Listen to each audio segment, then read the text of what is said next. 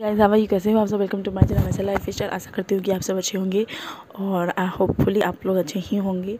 और मैं आप लोग को बताने जा रही हूँ कि किसी ने मुझे रिक्वेस्ट किया था कि मैं अपने बेबी की मालिश करने की तरीके को बताऊँ, एक्सरसाइज बताऊँ। तो मैं आज उनके रिक्वेस्ट पर अपनी ये वीडियो को अपलोड कर रही हूँ और बना रही हूँ। उन्होंने रिक्वेस्ट किया तो बनाना तो था ही। मैंने हमेशा से कहा है कि जो मेरे सब्सक्राइबर कमेंट करेंगे या जो कोई भी मुझे कमेंट करके पूछेगा मेकअप के बारे में, बेबी के बारे में, तो मैं उसे ज़रूर रिप्लाई करूँगी। एक दो दिन लेट हो सकता है पर मैं आप लोग को ज़रूर रिप्लाई करूँगी। तो आज वो दिन है। तो चलिए मैं बताती हूँ कि मैं अपने बेबी की मालिश किस तरीके से करती हूँ, एक्सरसाइज किस तरीके से करती हूँ।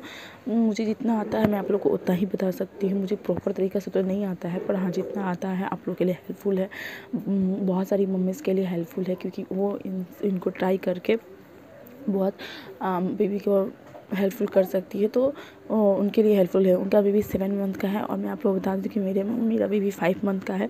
तो मैं इस तरीके से करती हूँ तो वो बिल्कुल भी सेफ़ है। तो आपको डरने की बात नहीं कि इस तरीके से कर सकते हैं कि नहीं, उस तरीके से कर सकते हैं कि नहीं, कहीं बेबी के हाथ तो ऐसे ना हो जाए, कैसे पैर, तो ऐसे डरने का बिल्कुल भी ज़रूरत नहीं है। अगर आपके घर में एडल्ट से कोई बूढ़ा जो बुज़ुर्ग होते हैं वो हैं, अगर वो आपके लिए हेल्पफुल है तो आप उन्हीं से कराइए। वरना अगर आपके पास कोई नहीं है, बताने वाला भी कोई नहीं है, तो आजकल के ज़माने में यूट्यूब है और यूट्यूब से आगे कोई भी नहीं जो आपको बता सकता है, कोई भी जानकारी दे सकता है। तो यूट्यूब सबसे बड़ा प्लेटफॉर्म है इन सब बातों की जानकारी देने के लिए, आपको सजेस्ट करने के लिए, आपको बताने के लिए, आपको आगे बढ़ाने के लिए। तो इससे बड़ा प्लेटफॉर्म कहीं भी नहीं है। तो इसीलिए मैंने सोचा कि क्यों ना आपके रिक्वेस्ट पे मैं अपनी जितनी जानकारी होती है, जो छोटी छोटी जानकारियाँ होती हैं, तो मैं आपके साथ शेयर करूँ। अगर आपने रिक्वेस्ट किया है तो मैं उसे ज़रूर पूरा करूँगी। तो आज मैंने रिक्वेस्ट के संग ही अपनी बेबी की मालिश की वीडियो, एक्सरसाइज की वीडियो जितना मुझे आता है मैं आपको शेयर करने के लिए आ गई हूँ। चलिए गाइस शुरू करते हैं अपनी बेबी की मालिश की वीडियो। अगर ये वीडियो पसंद आए, अच्छी लगे, हेल्पफुल लगे आप सब के लिए, तो एक शेयर, लाइक, सब्सक्राइब और बेल बटन ज़रूर दबा दीजिएगा, ताकि मेरी जितनी भी वीडियो अगर आएगी आपको नोटिफिकेशन सबसे पहले पहुंच जाएगा। तो ये ज़रूर कर दीजिएगा। तो अगर चलिए गाइस शुरू करते हैं वीडियो। है गाइस, सबसे पहले आप एक कॉटन का कपड़ा ले लीजिए। वो कपड़ा कैसा भी हो, पर वो कॉटन का होना चाहिए, क्योंकि कॉटन से बेबी का जो मालिश होता है काफ़ी आराम से होता है। अगर आप सिल्क का या किसी और कपड़े का लीजिएगा तो बेबी के जो बॉडी है वो छिला सा हो जाएगा, रेडनेस आ जाएगा जब उसे सुलाइएगा। तो इसीलिए आप जब भी ले कॉटन का कपड़ा ही यूज़ करें। और ये देखिए मेरी बेबी आहाना, इसका नाम मैंने आहाना रखा है। एक मेरी बड़ी बेबी, उसका नाम अनायशा। इस तरीके से आप अपनी बेबी को सुला लीजिए। उसके बाद में जो ऑयल होता है आपका, मैंने रेड ऑयल का भी बेबी के लिए मसाज किया है। रेड ऑयल का भी मैंने रिव्यू किया है, पर अभी वो पूरी तरीके से ख़त्म हो चुका है, तो इसलिए मैंने रेड ऑयल ना लगाकर मस्टर्ड ऑयल जो होता है, प्योर मस्टर्ड ऑयल, उसे मैं लगाती हूँ। तो उसी का उसका मैं यहाँ पे यूज़ कर रही हूँ, प्योर मस्टर्ड ऑयल का। तो आप चाहे तो कोई भी ऑयल का, जो भी ऑयल का आप चाहे तो प्योर मस्टर्ड ऑयल का मसाज कर सकते हैं, या डबल लाल तिल का मसाज कर सकते हो, या आपके लिए जो बेस्ट ऑयल है उसका भी लेकर आप इस तरीके से मसाज कर सकते हैं। तो आप देखिए मैं किस तरीके से मसाज करती हूँ अपनी बेबी के। तो इसी तरीके से अपनी बेबी के पाँव, हाथों को, और ये देखिए पाँव के जो बच्चा का जो नीचे का हिस्सा होता है, एड़ी के ऊपर का, उसे ज़रूर मसाज करें, ताकि बेबी के वहाँ पे गंदा ना बैठे। और गर्दन में भी अच्छी तरीके से मसाज करना चाहिए। तो देख रहे हैं आप, इसी तरीके से मैं मसाज करूँगी। बेबी पे ज़्यादा जोर नहीं लगाइएगा, ये बात का याद रखिएगा। इतना जोर लगाइएगा जितना वो बर्दाश्त कर सके, उससे ज़्यादा जोर वो नहीं बर्दाश्त कर सकता है। अगर आपका बहुत छोटा बेबी है तो बहुत कम मात्रा में आप जोर लगाइएगा। और अगर 5-6 महीना का या 7 महीना का है तो आप थोड़ा ज़्यादा जोर लगाइएगा अपने बच्चे पर। ज़्यादा का मतलब ज़्यादा नहीं, जितना वो बर्दाश्त कर सके उतना ही आप जोर लगाइएगा, ताकि बेबी अच्छे से उसे मसाज का मज़ा आ सके। जैसे मसाज हम लोग करते हैं ना किसी को, तो लगता है कि हाँ इतना किए, इतना दम लगाया कि देह का दर्द ख़त्म हो गया, इतना नहीं लगाया कि देह का दर्द और ज़्यादा हो गया। तो उसी तरीके से इतना मसाज करें जिससे बेबी को कोई तकलीफ़ ना हो।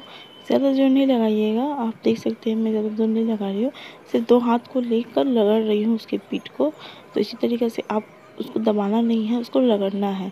और ये देखिए कभी भी पाँव को उसको मालिश करें दोनों को, तो एक जॉइन कर ले दोनों पाँव को, एक हाथ में रखकर दोनों को जॉइन करने के बाद ही दोनों को अच्छी तरीके से मसाज करिए, ताकि अगर एक में से करिएगा तो उसके पाँव में लगने का खतरा हो सकता है। तो दोनों को कभी भी करें तो दोनों पाँव को उसके अच्छी तरीके से जॉइन कर ही करें। उसके बाद इस तरीके से अपने बेबी को उलट लीजिए, जिस तरीके से मैं उलट रही हूँ। आप चाहो तो अगर आपको आगे से डर लग रहा है तो तो आप पीछे की तरफ से भी अपने बेबी को उलट सकते हैं। उसके बाद में पेट में भी आगे की तरफ मैं मसाज कर रही हूँ। जब भी आगे की तरफ मसाज करें, ये बात याद रखें, दोनों हाथ के साइड में भी तेल लगा लें ताकि आपके बेबी के हाथ में गर्दन में आराम से लग सके। तो इस तरीके से मैं मसाज करती हूँ हैंड में भी। आप देख सकते हो मुझे जितना आता है मैं उतना ही मसाज कर रही हूँ, क्योंकि मुझे जितना आता है उस मम्मी ने सिखाया है। मेरे घर में भी कोई ज़्यादा बूढ़ा बुजुर्ग नहीं है, मेरी मम्मी है, तो मेरी मम्मी ही उतना सिखाती हैं, तो उन्होंने मुझे सिखाया तो मैं उतना ही कर पाती हूँ। पर जितना कर पाती हूँ बेबी के लिए ठीक है, इनफ है। तो बेबी आराम से मसाज कर लेती है मेरी।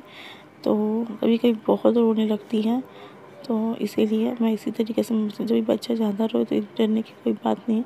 कोई कोई बच्चा बहुत रोता है, कोई कोई नहीं रोता है, और कोई कोई बच्चा तो मसाज ही नहीं कराता, उठ के बैठ जाता है। जब भी ये अगर 6 मंथ या 7 मंथ की होती है या 9 मंथ 8 मंथ की हो जाए, तो कोई कोई बच्चा तो उठ ही के बैठ जाता है। तो डरने की बात नहीं है, आप उसी में मसाज करिए, पर बच्चे को मसाज ज़रूर करिए। और याद रखिए कि बच्चे के गर्दन के एरिया हमेशा साफ़ करके रखा करिए। गर्दन के एरिया, हाथों के नीचे के जैसे कान के एरिया, उसे हमेशा क्लीन करके रखिए, क्योंकि बच्चा को हमेशा कुछ ना कुछ पसीने के चलते जम ही जाता है, गंदा हो जाता है। या आप बच्चे को पाउडर लगाते हो, पाउडर भी गंदा हो जाता है। पाउडर तेल सब मिक्स होके क्या होता है, वहाँ पर गंदा जम जाता है, तो इससे बच्चे को काफ़ी ज़्यादा प्रॉब्लम हो जाती है। तो इस बात का आप हमेशा ख्याल रखिए कि जब भी आप बच्चे को करें तो हमेशा गर्दन का एरिया, हाथों की एरिया या जहाँ भी लगे कि वहाँ पे गंदा जम सकता है, तो आप वहाँ भी ज़रूर साफ़ कर दीजिए। और जो कान का एरिया होता है, कान का भी एरिया उसे साफ़ कर दीजिए। बच्चे को आप जितना साफ़ सुथरा रखेंगे, बच्चा उतना ही देर तक आराम से सोएगा, रिलीफ महसूस करेगा, उसे किसी बात की कोई टेंशन नहीं होगी। तो आप देख सकते हो मैंने दोनों अपने जो थंब है उसमें ऑयल लगा लिया है, और उसके कान के एरिया को मैं साफ़ करूँगी। भीतर भी तो साफ़ नहीं कर सकती, क्योंकि बच्चा को कुछ भी हो सकता है। अगर हल्का सा भी नाखून अगर लग जाए तो बच्चा को दर्द हो सकता है, तकलीफ़ हो सकता है, खून भी निकल सकता है। तो इसलिए मैं बाहर का एरिया इसे साफ़ कर रही हूँ, और अंदर का एरिया मैं इसे साफ़ नहीं करती हूँ। उसे मैं जो कॉटन का कान साफ़ करने वाला होता है, मैं उसी से अपने बेबी का गर्म पानी में डाल के कान साफ़ करती हूँ। आप चाहेंगे तो मैं हमेशा, अगर आप मुझे कमेंट करेंगे तो मैं उसका भी वीडियो कर दूँगी कि मैं बेबी का हेयर किस तरीके से साफ़ करती हूँ। आप ये देख सकते हो मैं अपने बेबी के जो कल काजल पाउडर सब लगा के रखी थी, तो उससे मैं उसका जो बोलते हैं नाक खड़ा कर रही हूँ, लिप्स दबा रही हूँ। बोलते तो हैं, बोलता है कि नहीं पता है, पर इसी तरीके से बोलते हैं कि बच्चा को जिस तरीके से आप ढालेंगे उस तरीके से हो जाएगा। तो मैं उसी तरीके से कोशिश ज़रूर करती हूँ। और सर दबा रही हूँ क्योंकि उसका सर हल्का सा उठ गया है, इसलिए मैं उसे दबा रही हूँ। और आप देख सकते हो इसी तरीके से मैंने कितने प्यार से उसका मसाज कर दिया है।